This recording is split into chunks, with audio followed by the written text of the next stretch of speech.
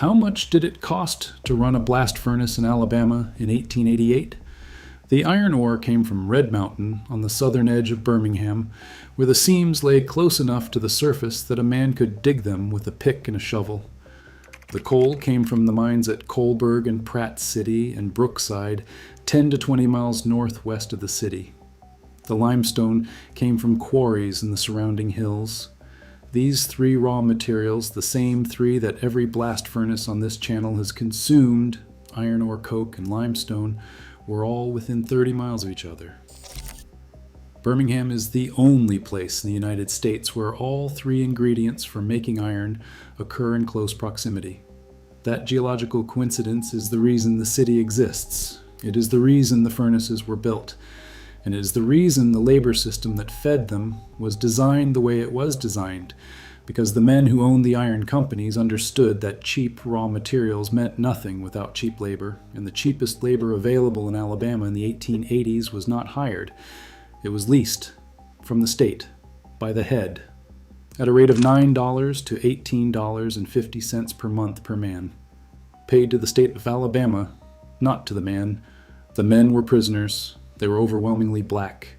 They'd been convicted under laws written specifically to criminalize black life in the post-Reconstruction South, laws that made it a crime to be unemployed, to break curfew, to loiter, to carry a weapon, to fail to carry proof of employment, to use obscene language in the presence of a white woman, to sell cotton after sunset.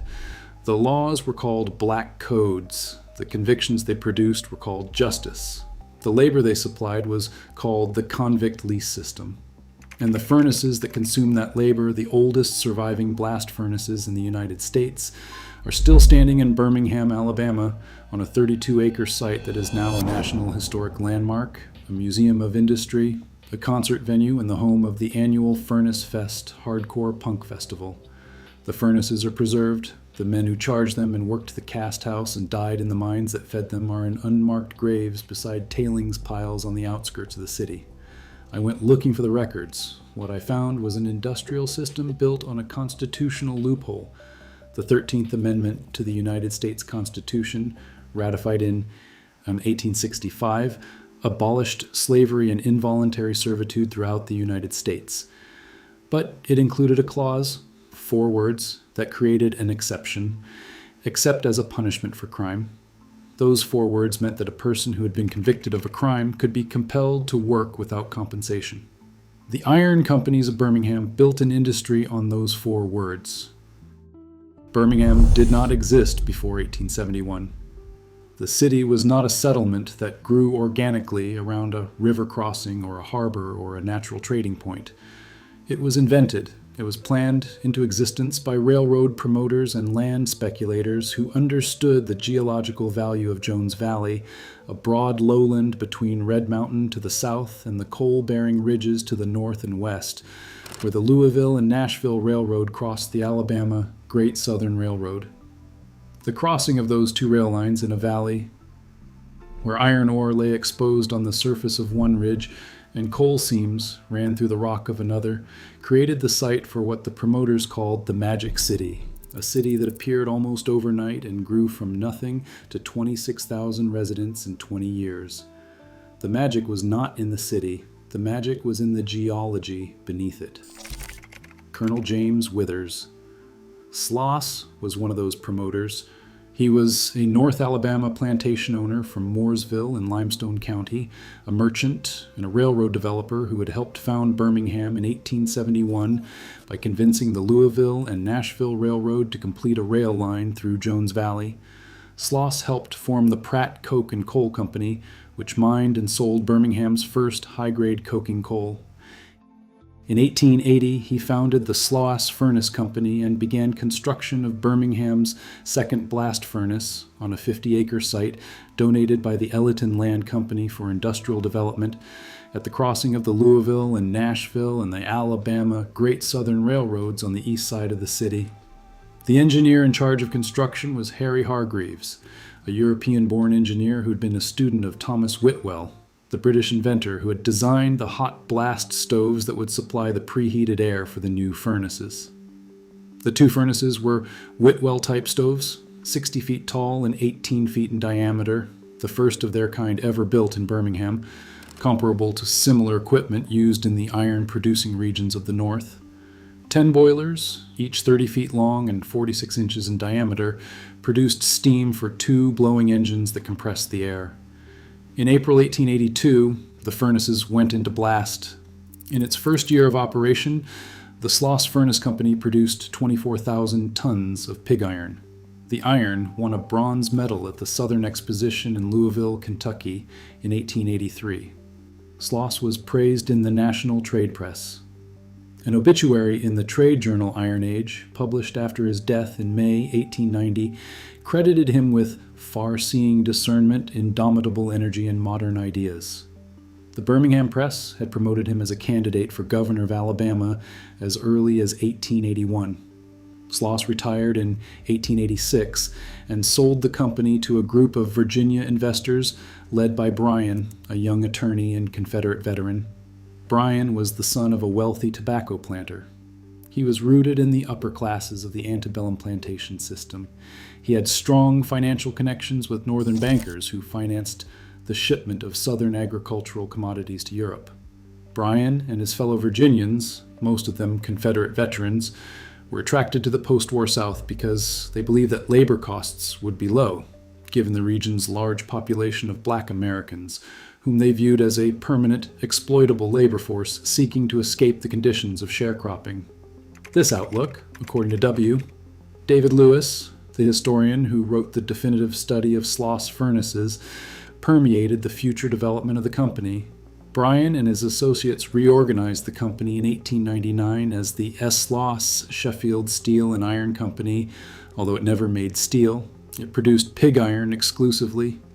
They expanded the operation with 2 additional blast furnaces in North Birmingham and developed mining camps and company towns at Coalburg, Blossburg, Brookside, and Cardiff, named for the predominantly Welsh immigrant miners who lived there.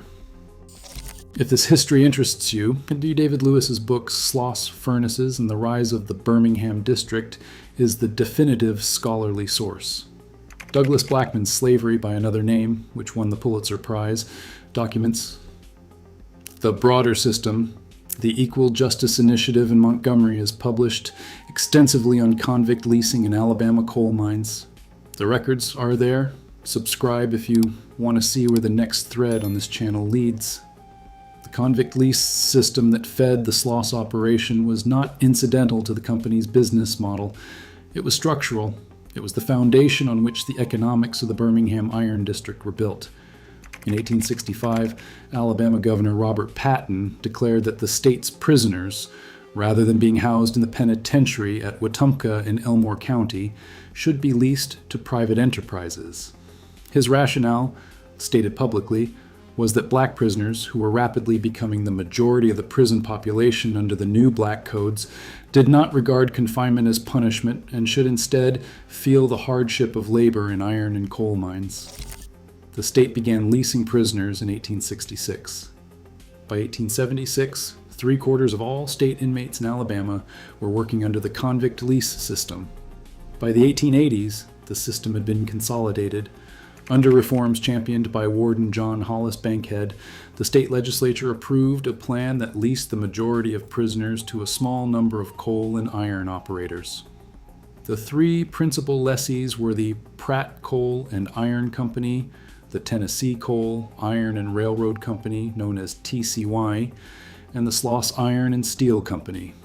In 1888, TCY negotiated a 10-year contract that entitled it to all able-bodied state prisoners at a rate of $9 to $18.50 per month per man, depending on the prisoner's assessed physical capacity. County prisoners, convicted of lesser offenses in county courts, were leased separately under similar arrangements. By 1894, TCY employed 1,138 convicts in its coal mines. Sloss worked 589 convicts in its mines, principally at the Coalburg mine. The convict laborers were more than 90% black.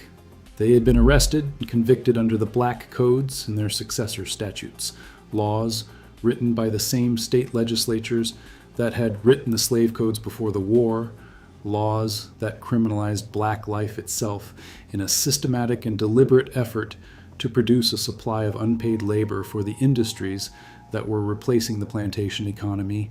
The black codes made it a crime to be unemployed. They made it a crime to break curfew. They made it a crime to loiter, to use obscene language in the presence of a white woman, to carry a weapon, to sell farm produce after sunset, to change employers without the written permission of the previous employer. Vagrancy statutes allowed a sheriff to arrest any black man who could not produce proof of current employment on demand. The charge was vagrancy. The conviction was automatic. The sentence was labor.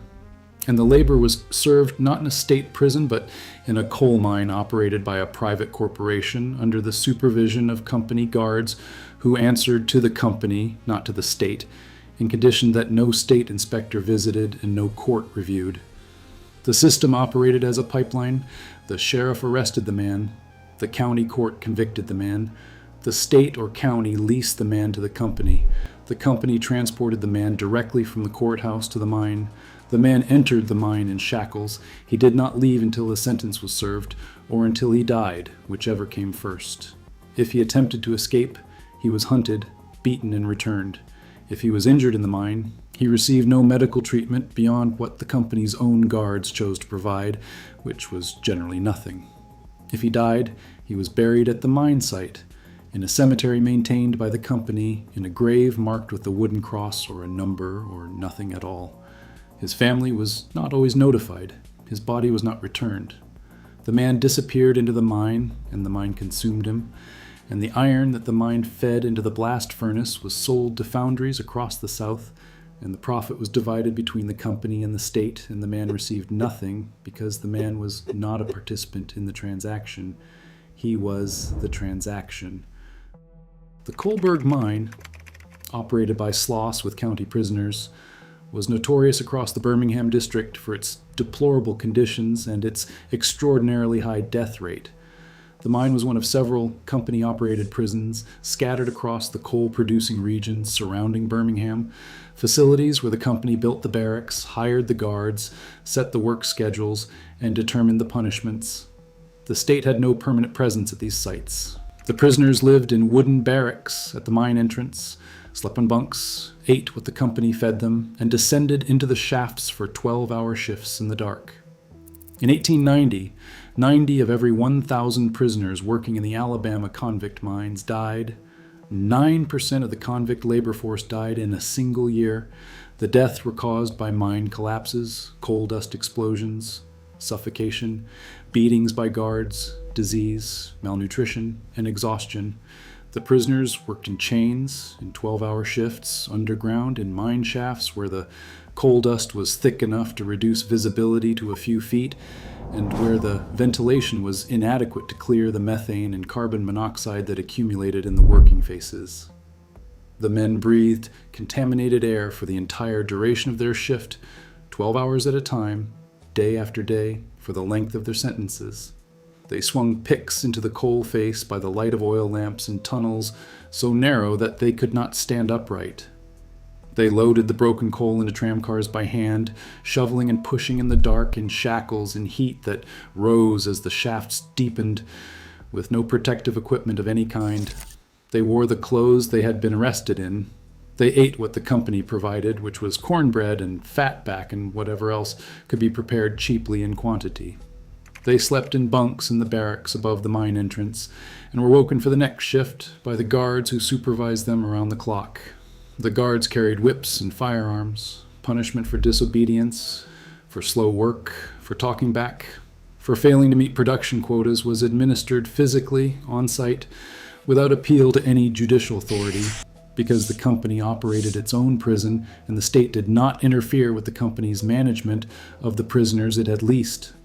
The coal they mined was converted to coke in the beehive ovens and fed into the Sloss blast furnaces, where it burned at 3,000 degrees Fahrenheit and reduced the red mountain iron ore to liquid pig iron. The iron was tapped from the furnace and poured into ladle cars and sold to foundries across the South. The company paid the state of Alabama for the labor. The state kept the money. The prisoner received nothing. The Sloss Company continued to use convict labor after other large companies in the Birmingham district, including T.C. Wine, had ended the practice.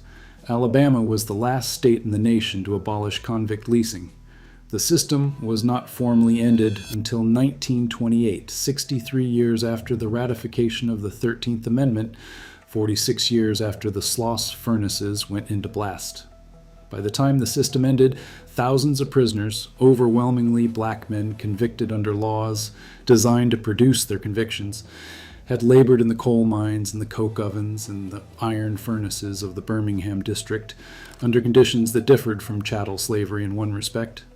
The slave was a capital investment. The slave owner had a financial incentive to keep the slave alive because the slave represented a significant purchase price. The convict was a rental. The company had no investment in the convict's body. If the convict died, the company leased another one from the state for $18.50 a month. The economic logic of the convict lease system was, in this specific and documented respect, worse than the economic logic of slavery, because the disposability of the laborer was built into the business model.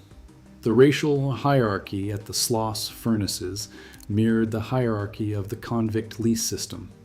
At the top was an all-white group of managers, chemists, accountants, and engineers. At the bottom was an all-black labor gang that performed the heaviest and most dangerous work, assisted by convict laborers until the system's abolition in 1928.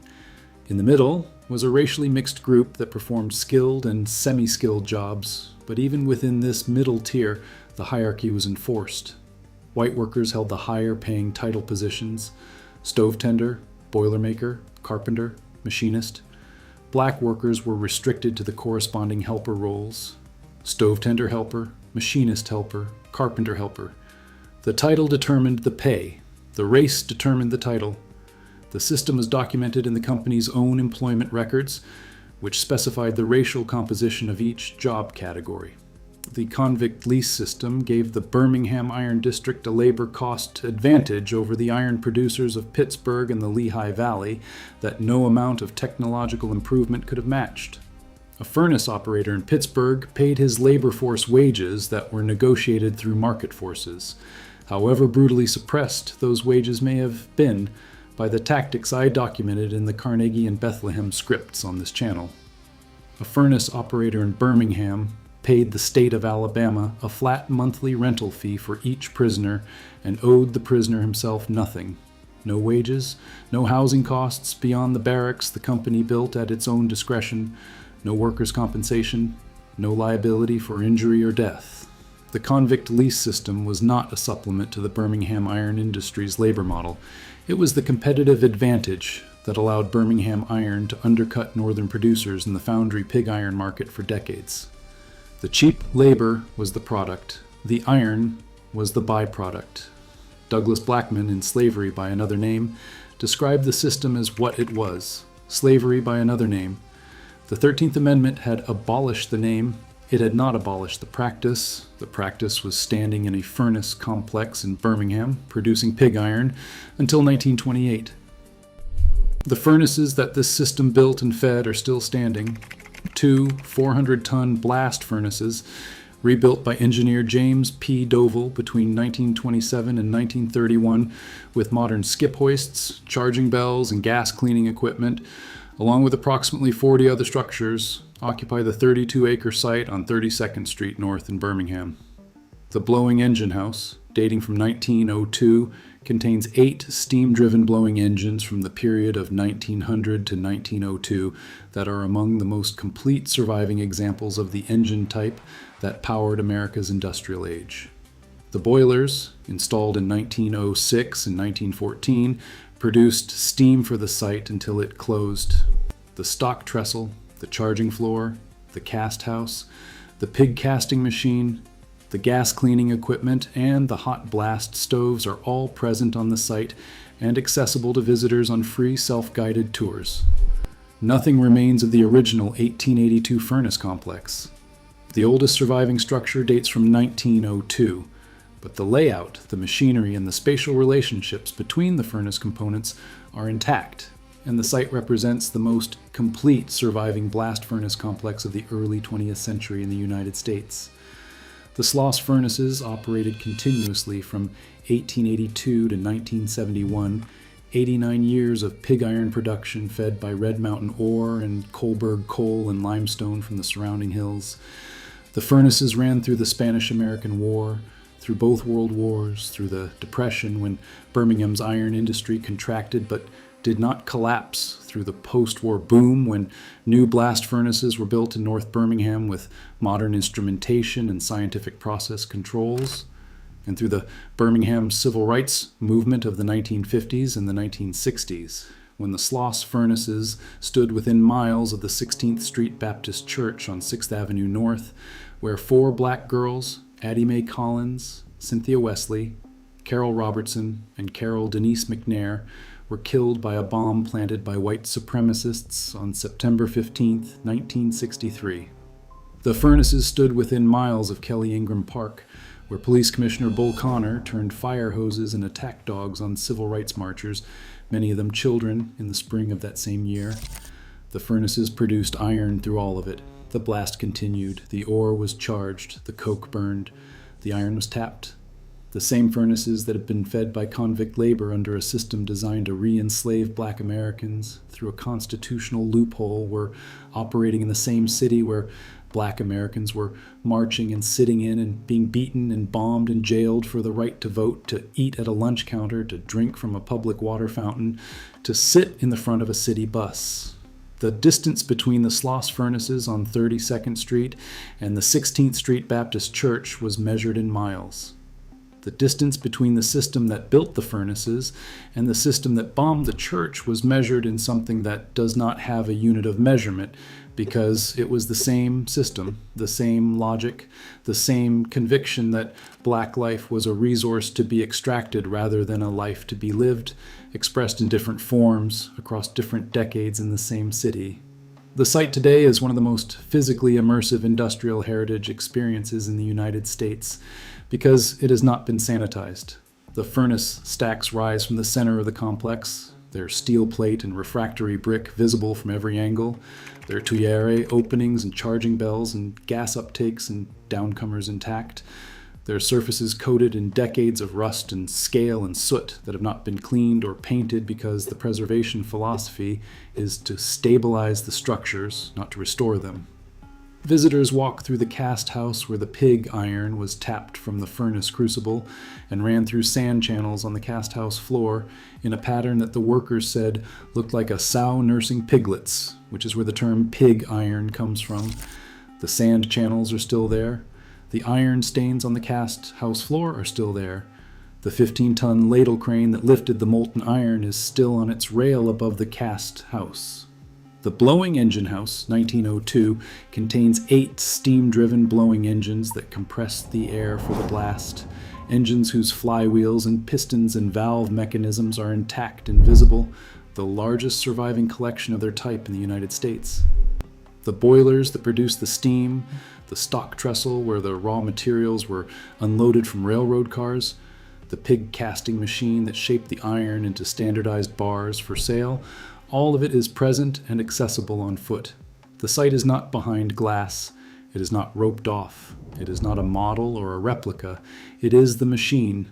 You walk through it, you stand where the men stood, you look up at the furnace stack from the cast house floor, and you are standing in the same position where the keeper opened the tap hole and the molten iron flowed across the floor at 2,500 degrees, 12 hours at a time, 89 years.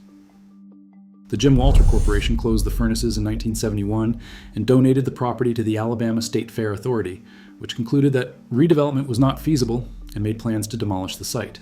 Local preservationists, organized as the Sloss Furnace Association, lobbied for the furnace's preservation, arguing that the site was of central importance to the history of Birmingham. The American Institute of Architects Birmingham chapter had given the abandoned furnaces an Onion Award, calling them an eyesore and a health hazard. But the preservationists prevailed. Birmingham voters approved a $3.3 million bond issue in 1977 to stabilize the structures and build a visitors center. The Sloss Furnaces were designated a National Historic Landmark in 1981 and opened to the public as a museum on Labor Day weekend, 1983. The site is free to visit. Guided tours are available for a small fee. The museum hosts concerts, festivals, weddings, corporate retreats, and a metal arts program where artists cast iron and fabricate steel in the same buildings where the furnace workers labored. In 2022, the Sloss Furnaces hosted competition events for the World Games, including sport climbing and parkour. A historical marker stands near the entrance to the Sloss Furnaces National Historic Landmark. Nearby, a second marker was erected to document the Convict lease system and the racial violence at the Brookside mines. The marker is titled Racial Terrorism and Convict Leasing. The convict cemeteries are not on the Sloss Furnaces site. They are scattered across the Birmingham district on the grounds of the former coal mines and mining camps where the convicts worked and died. Library of Congress maps show at least one convict cemetery beside a tailings pile on the former TCI mining property. These cemeteries contain the remains of men who were arrested under laws designed to produce their arrest, convicted by courts that did not represent their interests, transported directly from the courtroom to the mine, and worked in the dark, in chains, in 12-hour shifts, in conditions that killed 9% of them per year, producing the coal that became the coke that fed the furnaces that made the iron that built the city. The cemeteries are unmarked. The graves are unmarked. The ground above them is undeveloped, overgrown, unvisited, and in some cases owned by the successor companies to the firms that lease the men who are buried there. I started with a cost question. How much did it cost to run a blast furnace in Alabama in 1888? The ore was cheap, the coal was cheap, the limestone was cheap, the labor was $18.50 a month per man, paid to the state, and the man received nothing. And if the man died, the company leased another one, and the cost did not change. The Sloss Furnaces are standing in Birmingham, Alabama, on 32nd Street North, 60 feet tall, rusted, preserved, landmarked, open to the public, hosting concerts and weddings and punk festivals and World Games events, and the historical marker near the gate acknowledges the system that built them. The furnaces are documented, the convict lease contracts are documented, the death rates are documented, the black codes are documented, the cemeteries are located on maps in the Library of Congress. The names of the men in the graves are not documented. The graves are not marked. The furnaces are marked. The furnaces are a National Historic Landmark. The graves are a field beside a tailings pile. The records are there. In the Alabama State Prison files, in the county court records, in the company archives, in W. David Lewis's scholarship, in Douglas Blackman's reporting, in the Equal Justice Initiative's documentation of racial terror in the Birmingham mining district. The furnaces are still standing. The records are still there. The men are still in the ground. There are more of these stories. More machines, more furnaces, more men who went into the dark and came out different or didn't come out at all. Subscribe if you want to see what I pull from the records next. If you want to see the Bethlehem steel blast furnaces standing beside a casino in Pennsylvania, the Arsenal of America rusting next to a concert venue, that video is on screen now.